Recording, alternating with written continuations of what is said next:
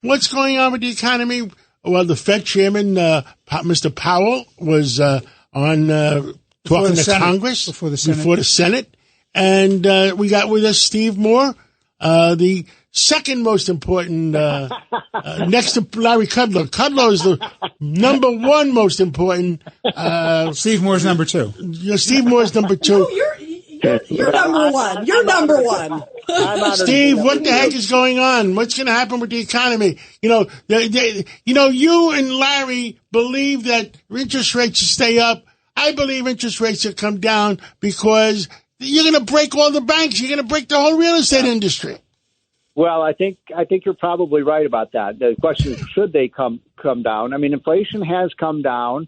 But what the real issue right now, I think, has shifted from inflation. I mean, it's still a problem for sure for people buying groceries and gas and things. But the economy, I've been talking to a lot of businessmen and women who make things, in construction and manufacturing. Of course, John, you're right there in the middle of the economy. But so many of them are telling me just in the last couple of months they feel like the economy has shifted into a lower gear, and that is being echoed by the official numbers that show a few months ago the economy was growing at 3%. Now it's back to below 1.5%, which is pretty measly. So, John, I'll throw that right back to you. I mean, you see the economy every day. You feel it every day with your businesses. Do you feel the slowdown coming?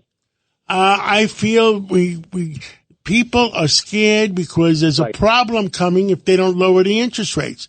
The whole real estate industry is going to have a big problem, and the real estate industry is going to give the banks a problem. That's not going to help the overall economy by worrying about inflation. The heck with inflation right now. Let's get country moving.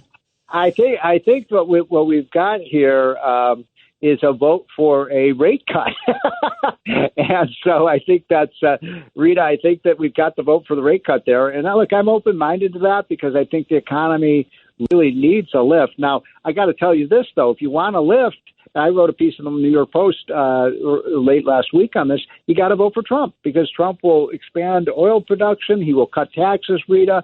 He will get rid of a lot of the wasteful government spending in Washington. We'll have better trade deals. So, I think a temporary fix, John, might be to lower rates, but I don't think that's the ultimate solution. And the ultimate solution here has to be better monetary policy, better fiscal policy, more fiscal discipline, and making sure that we don't raise taxes. Because Biden's whole agenda, he said this in the debate, if I'm reelected, I'm going to raise taxes through the roof. Well, John, that's not going to get the economy healthy. Now, I got a better one for you, okay? I got a better one for you, Steve Moore. I'm ready. Some of the states, they want to vote that migrants should not be voting. Ridiculous. Yeah. Or not voting in federal elections. Yeah. And guess what? President Biden went out there and says, I'm going to veto the bill if Congress passes that migrants can't vote. What kind of crap is that? No, this is called, you're exactly right, John and Rita. This is called the SAVE Act, and it's a bill to basically have, penalties against and make it illegal for non-citizens to vote. By the way, the Constitution says that only citizens can vote. So this is just following the Constitution. And I apologize. I don't want to sound like Mark Levin yelling and screaming. That was called passion. That doesn't start till 6 o'clock. Yeah. At 6 o'clock. He'd be a good role model. Our ratings are 30-40% above his. Yeah. Well, that's why I love being on your station. But, I think that the idea that illegal immigrants are going to vote, let's put it like this, Rita. Are you there, Rita? I sure am. Okay, you've been quiet today. I'm taking it all in.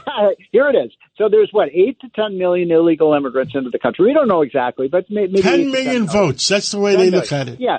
And let's say only 10%. Let's say only 10% of those illegal immigrants are voting, which is probably a lot higher than that. That's 1 million votes. The last 2 elections have been decided by less than 100,000 votes.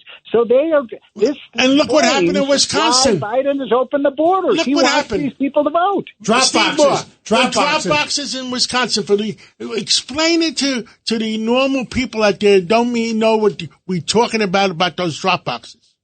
Well, we don't know who's filling out the ballots. We don't look. You're going to have John Fund. You know John Fund. You've got to have him on your show. He is the expert. We should have him. Yeah, we should. He actually would be great. He knows way more about this stuff than I do. He's the world's expert. He wrote a book called Stealing Elections. And look, if this is a clean election, I think Trump will win, handily. But it's not going to be a clean election. It's not going to be a clean election. Yeah. Craig, you lived in Brooklyn. You were the GOP chairman of Brooklyn for 10 years. They stole every election from you. What happened? They stole every election. Friends of mine went into the voting booth, right? Into the polling site. And people would come up to him and he would vote. And then they would say, "Oh, your wife didn't vote today and your son didn't vote today. You want to vote for them?" I mean, this is what happens. There's no control. You have a board of elections that trains these poll workers, and half the times the people who are the poll workers, either they speak Russian or Asian or whatever, and the people that are voting speak Russian or Asian, and they're talking. Nobody knows what they're saying. The elections are getting stolen right out from under us in every city and every state around this country. I don't care who people vote for. I just want an honest election. You have to have an honest election. That's what the American people want, an honest election. Yes, they have to. Well, I'm from Chicago, so I know a lot about it. Oh, you don't know anything about it. I have a great idea. What about honest election there? I got a great idea. Why don't we have a rule where you have to have a photo ID when you're voting? Yes. Isn't that a brilliant idea? Exactly. And how about no drop boxes? Here's another one for you guys. No drop boxes. I'm old. We got 30 seconds. We got to take a break. Go ahead. You have to vote on election day. Yes. And by the way, short term, you got to work within the rules you've got. So here's a message for the GOP. They got to hurry up and get out, too. Yeah, there should be no mail-in ballots unless you're a veteran. Steve Moore. I agree. Steve Moore, I was disappointed you weren't on last Saturday. I'm hoping you'll be on this Saturday. Off and I How can you take a week off? What's that? Take the week off when you die. Okay? Yeah, that's next life, not this life. Have a nice... back on Saturday, 1 to 3. More money, baby. Hi, it's Lou Dobbs for Priority Gold, America's precious metals dealer. These are volatile times with high inflation, soaring debt, wars on multiple continents, and rising financial stress. Central banks are buying gold to diversify their reserves, so are many Americans. Call Priority Gold and find out how precious metals can help you diversify your portfolio. They're highly rated and happy to help. Call 1-866-303-6357 or get a free gold guide at PriorityGoldGuide.com. That's PriorityGoldGuide.com.